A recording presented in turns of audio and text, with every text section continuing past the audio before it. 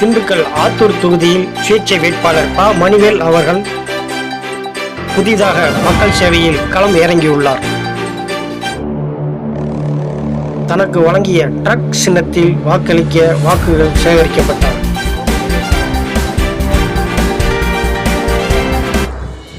மக்களிடம் பெரும் வரவேற்பு இருந்தது.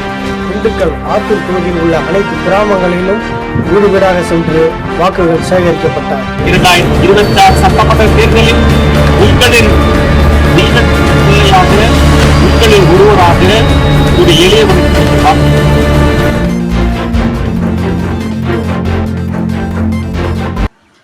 எத்தனையோ கட்சிகள் இருந்தாலும் சுயேட்சை கட்சிக்கு மக்கள் மிகவும் ஆர்வத்துடன் வரவேற்கப்பட்டார்கள்.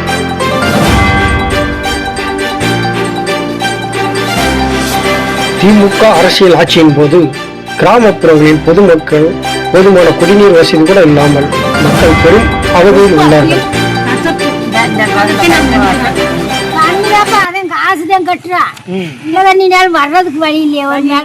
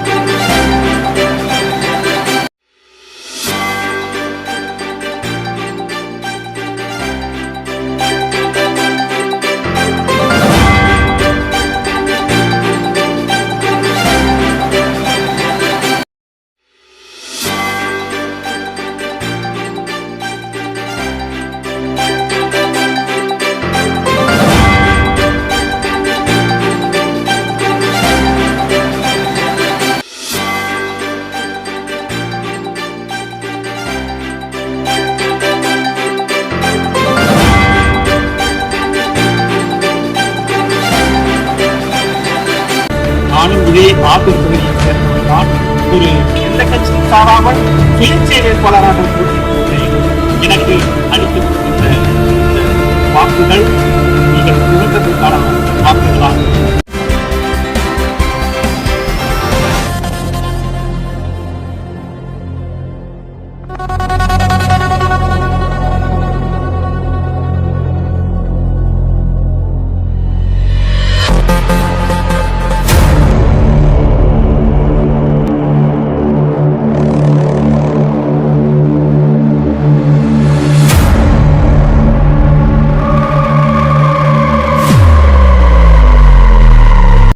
என்னோடு சக மனிதர்களாக இந்த பூமியிலே வாழ்ந்து கொண்டிருக்கும் உங்கள் அனைவருக்கும் வணக்கம்.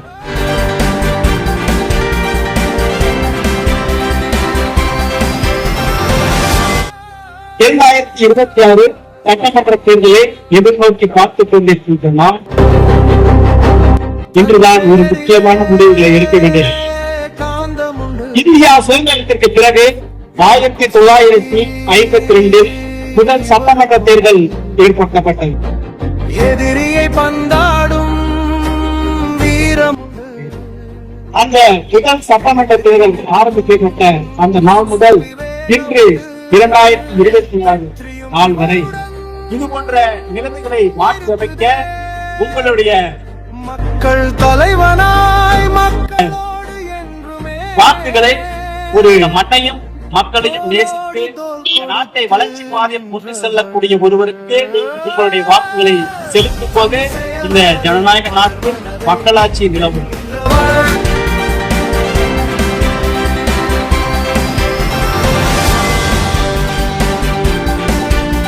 அப்படி இல்லாமல் இலவசங்களுக்காக உங்களுடைய அடிப்படை வசதிகளுக்காகவும் உங்களுடைய உரிமைகளுக்காகவும் உங்களுடைய பாதுகாப்புக்காகவும் சுதந்திரத்திற்காகவும் நீங்கள் போராடி கொண்டிருக்க வேண்டிய சூழ்நிலை உருவாக்கும்.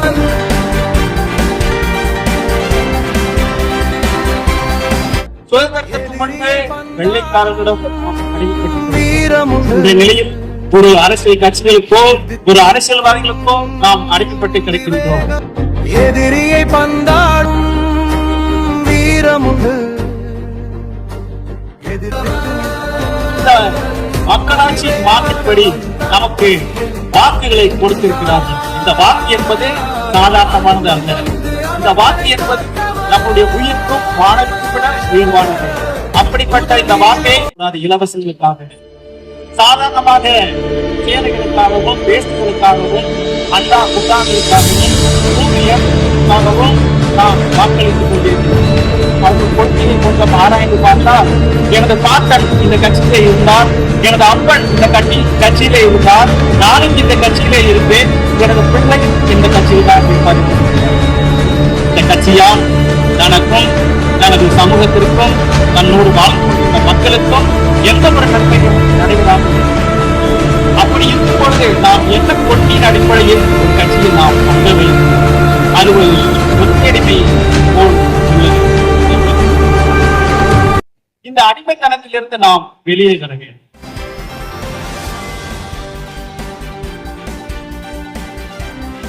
அடுத்ததாக நடுத்தர பிரிவை சேர்ந்தவர்கள் எப்பொழுதும் இரண்டு கட்சிகளுக்கு மோசமான ஒரு நிலைமையில் இருக்கும்போது யாருக்கு நாம் வாக்களிப்போம் என்பது, இந்த கெட்டவனை விட இந்த கெட்டவன் பரவாயில்லை என்பது போல ஒருவர் இல்லாவிட்டால் ஒரு கட்சிக்கு நாம் வாக்களித்து நாம் வாக்கை இழக்கிறோம். இன்று மக்களாட்சி நிலவாமல் பணக்கார ஆட்சியில் தான். இந்த மக்களாட்சியின் வாக்கின்படி ஆட்சி அதிகாரத்திற்கு வருபவர்கள் எப்படிப்பட்டவர்கள் வருகிறார்கள் என்று கொஞ்சம் சிந்தித்து பார்த்தால், சுயநலவாதிகள், செல்வ வளம் மிக்கவர்கள், ஒரு கட்சியின் உயர் பதவிகள் இருப்பவர்கள் தான் இந்த ஆட்சி அதிகாரத்தில் வருகிறார்கள்.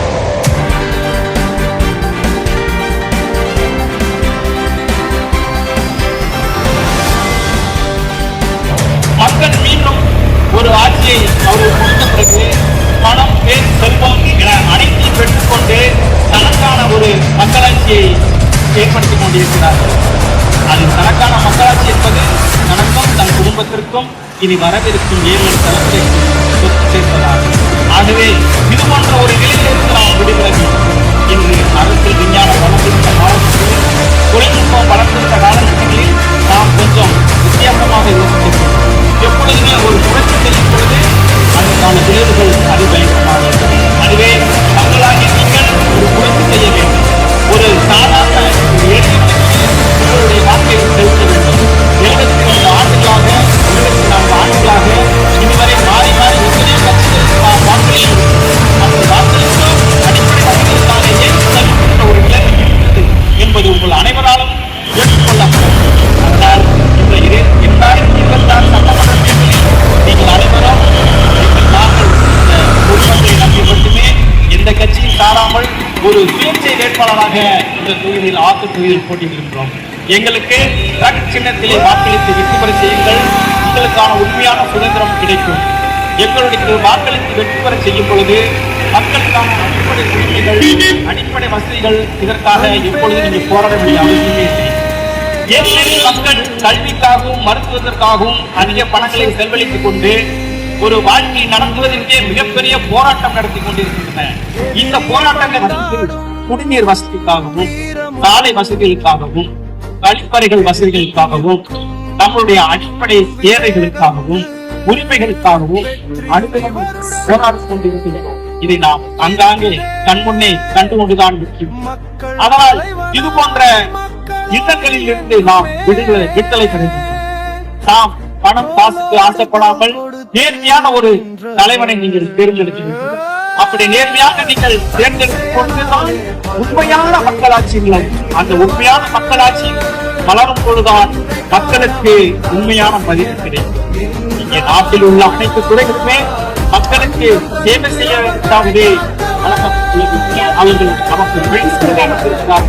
ஆனால் ஏழை எளிய மக்கள் எந்த ஒரு அரசு நிறுவனங்கள் என்றாலும் எந்தவித மதிப்பு மரியாதை இருக்காது. ஒரு பிச்சைக்காரர்களை போல் நடத்துவார்கள். ஆகவே மக்களுக்கு மதிப்பளித்து, அவர்களுக்கு உரிமைகளுக்கு மதிப்பளித்து, அவர்களுக்கு பாதுகாப்பு அளித்து மக்களை அந்தமாக வாழ வைக்கக்கூடிய ஒருவன் தான் நாம் தலைவனாக தேர்ந்தெடுக்க வேண்டும். ஆகவே மக்களை அனைவரும் கூடி ஒரே சிந்தனையில் உறுதியான மனப்பானையுடன் வாக்களி போதும். நாம் இதுவரை ஆண்ட கட்சிகளுக்கெல்லாம் வாக்களித்தது போதும், ஏமாந்தது போதும். அவர்கள்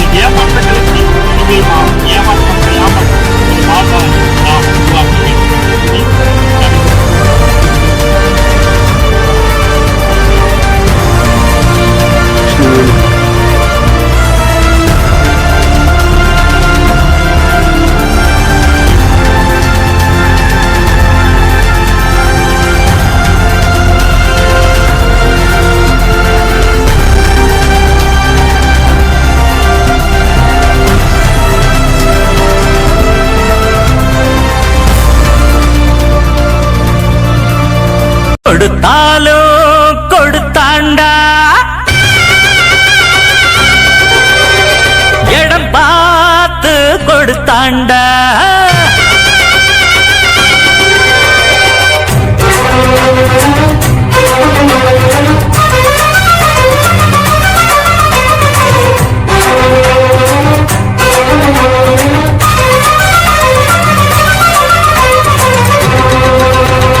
கொடுத்தாலோ கொடுத்தாண்டா, நல்ல இடம் பார்த்து கொடுத்தாண்டா. கொடுப்பாண்டா இன்னும் கொடுப்பாண்டா, எவரானாலும் கொடுப்பாண்டா. ஊரில் ஊழல்களை செய்வோருக்கு ஒன்ன பத்தாக சொல்வோருக்கு கொடுத்தாலும் கொடுத்தாண்டா, நல்ல இடம் பார்த்து கொடுத்தாண்டா. கொடுப்பாண்டா இன்னும் கொடுப்பாண்டா, எவரானாலும் கொடுப்பாண்டா.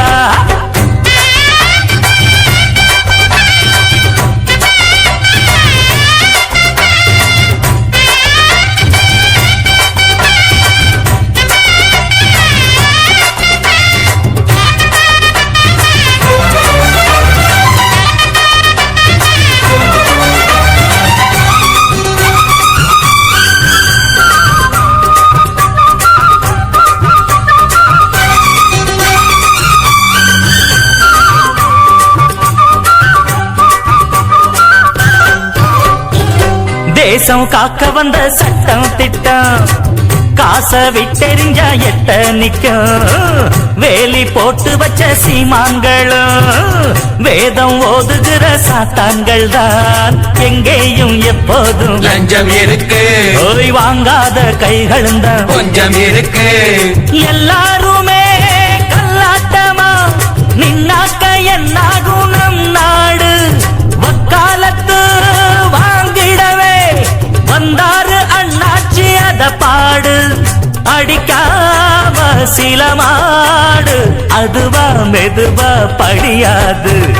கொடுத்தாலும் கொடுத்தாண்டா, நல்ல இடம் பார்த்து கொடுத்தாண்டா. கொடுப்பாண்டா இன்னும் கொடுப்பாண்டா, எவரானாலும் கொடுப்பாண்டா. ஊரில் ஊழல்களை செய்வோருக்கும் ஒன்ன பத்தாக சொல்வோருக்கும் கொடுத்தாலும் கொடுத்தாண்டா, நல்ல இடம் பார்த்து கொடுத்தாண்டா.